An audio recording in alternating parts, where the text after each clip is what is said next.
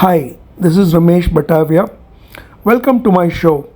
Straight from my heart is based on my own experience of life in its various moods and colors. Do click on the like and subscribe buttons. Help us keep in touch with you. Straight from my heart is powered by the Inner Circle, which is a self help organization, and its members have sponsored each one of the episodes. Right, folks, let's start. Hello there, and welcome back to my show. I'd like to tell you a story taken from ancient times.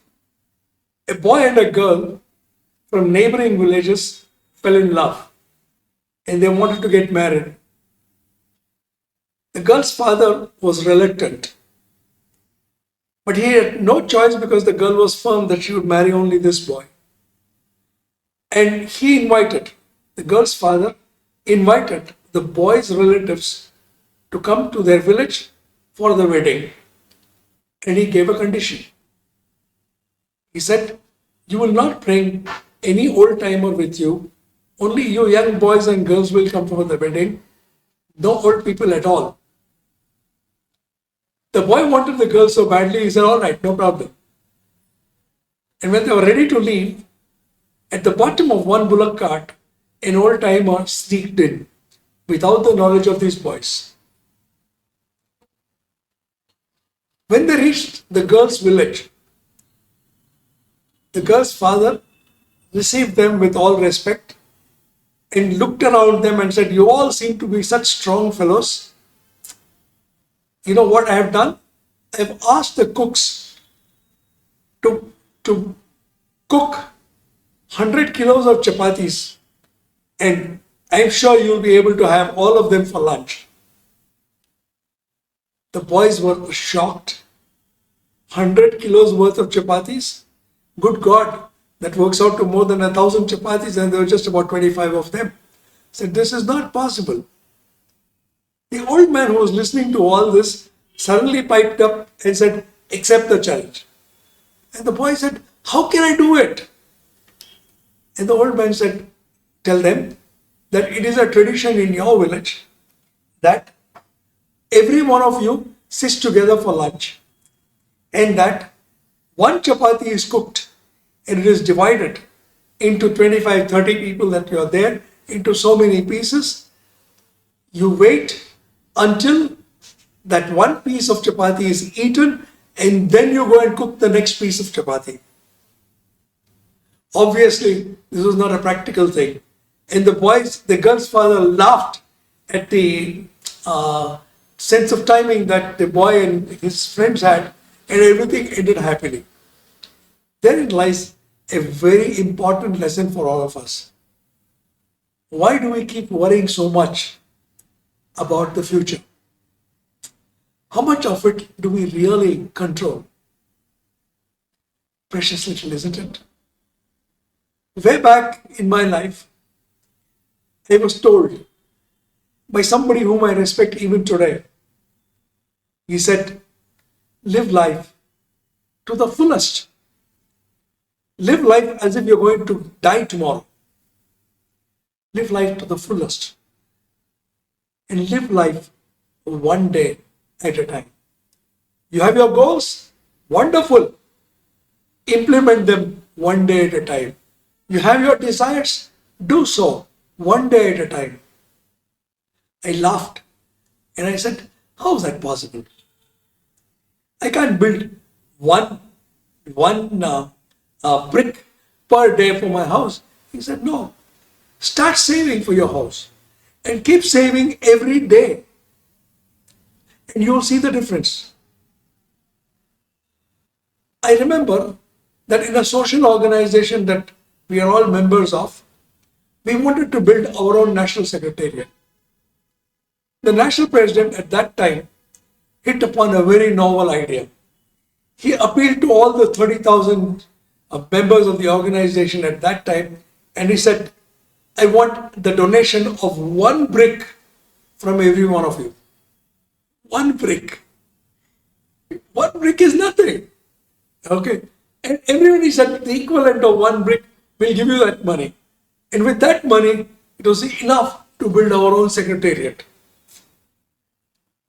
Today is the day of EMIs. A lot of things which you could not ordinarily afford, you can do so only because you have to make payment in installments. Life is also like that. Why do we have to think about our whole life and fall into depression because you can't achieve all those goals today? And so you fall into depression. By the time you have to achieve them, I'm sure there will be some kind of means. Mahatma Gandhi said, find a purpose, the means will follow. And this is exactly what living your life one day at a time means. Many of us pin our happiness on one event which may or may not occur. We have no control. For example, many people say, when I get married, I'm going to be very happy. How foolish. But then that's what people think. When I build my own house, I will be very happy. When I accrue 10 crore rupees, I will be very happy. Happiness is not event based. Happiness is a state of mind. And that state of mind, that happiness is created when the state of mind is not overburdened with things that you cannot control. Goals are important, but they cannot be achieved in a day. Let's understand that very clearly. What you can do is achieve a small portion of that goal every day. How difficult is that? Many of us, when we started off in business, we started off with something called a Piggy Deposit. You know what that was? Each one of us gave the pygmy collector 100 rupees, 500 rupees, 1000 rupees out of the cash counter and said, this is my contribution for the day. And that guy would come every day. And at the end of the year, we had a sizable sum of money whose loss we never felt. Why? Because we were giving it in affordable, small installments. We can do that with life also.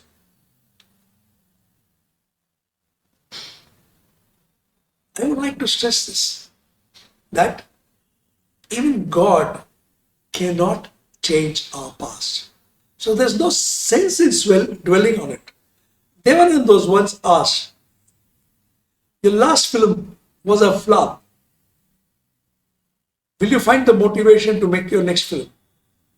He said, the last film, this is what Devanand said, the last film is history. I'm not worried about it anymore.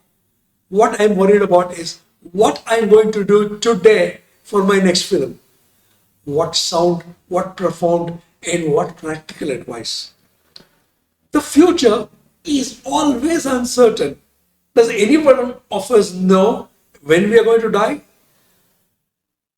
Do the bachelors know when they're going to get married? No. When are we going to have our own house? We don't know. We can only work towards it. And when can we work towards it? We can work towards it today. A small bit of work to enhance the possibility of the success of that goal. Success, my dear friends, is a product of daily habits, not a once-in-a-life achievement. Now, it doesn't depend on that once-in-a-life thing. Glaring example, Anil Ambani, Mukesh Ambani. Anil Ambani relied on that one-time windfall, the larger share of money that his mother gave him as a part of the family settlement. And Mukesh Ambani started systematically using that money one day at a time to multiply his riches. If they can do it, so can we.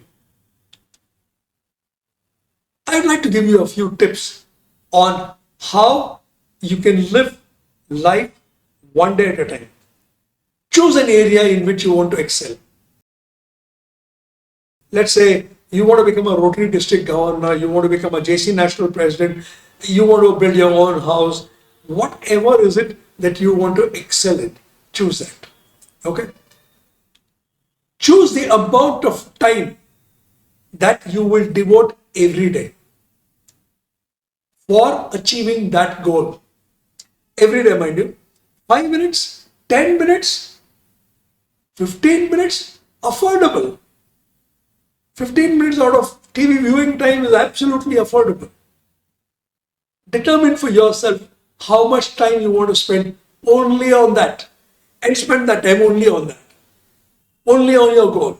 For example, you want to become a Rotary District Governor.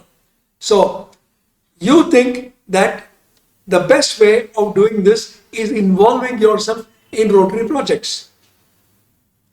Think about a project that you will do and spend little time today on planning that project.